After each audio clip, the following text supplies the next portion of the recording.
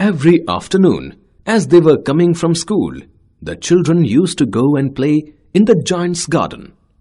It was a large, lovely garden with soft green grass. There were beautiful flowers that grew on the grass like stars. There were 12 peach trees in the garden. The birds sang sweetly on the trees, and the children Listened to them in delight. They said to each other, How happy we are here! One day, the giant, who had gone to visit his friend, the Cornish ogre, decided to come back to his castle.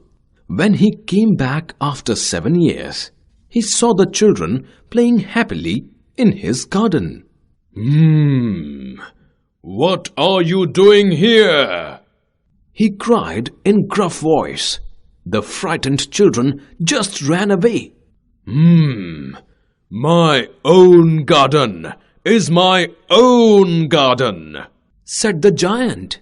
and I will allow nobody to play in it but myself. So he built a high wall round it and put up a notice board. Trespassers will be prosecuted. He was a very selfish giant. Now the poor children had nowhere to play. They tried to play on the road, but the road was very dusty and full of stones. They wandered around the high walls when their school got over and talked about the beautiful garden inside. Then came the spring, and all over the country there were little blossoms and little birds. Only in the garden of the selfish giant, it was still winter. The birds did not care to sing in it, as there were no children, and the trees forgot to blossom.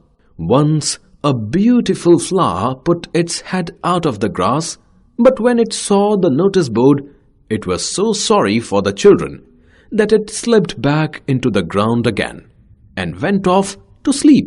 The only people who were pleased were the snow and the frost.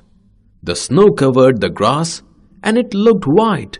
The frost painted the tree silver.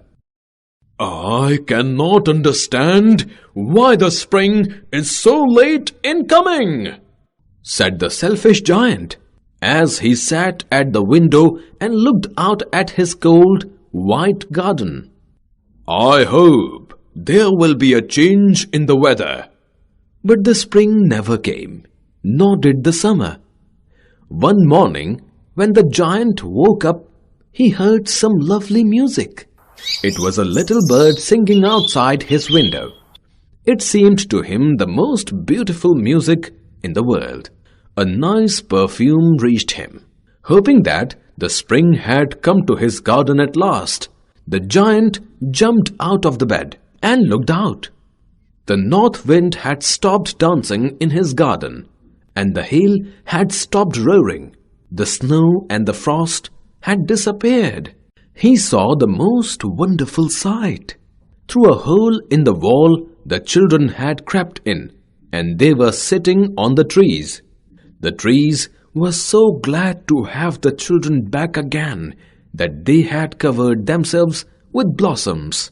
The birds were flying around, chirping with delight, and the flowers were looking up through the green grass and laughing. Some children were playing on the grass. It was a lovely scene. Only in one corner of the garden, it was still winter. A very small boy was crying, as he could not climb a tree. As the giant looked at this child, his heart melted. How selfish I have been, he said.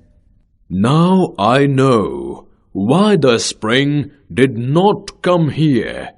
I will knock down the wall, and my garden shall be the children's playground forever and ever. He was really very sorry for what he had done. So he crept downstairs and opened the front door softly and went out into the garden. But when the children saw him, they were so scared that they all ran away, and there was winter again. Only the little boy in the corner did not run. His eyes were full of tears, and he did not see the giant coming. The giant gently picked him up and took him in his arms and put him up on one of the branches. Birds came and sang on the tree, and there were blossoms on it again. The little boy stretched out his arms and flung them round the giant's neck and kissed him. When the other children saw that the giant was not wicked any longer, they came running back, and along with them came spring. "It's your garden now, little children," said the giant. He took a big hammer and knocked down the wall. All day long the children played in the garden, and in the evening came to the giant to bid him goodbye. Every afternoon, when school was over, the children came and played with the giant. Years passed by.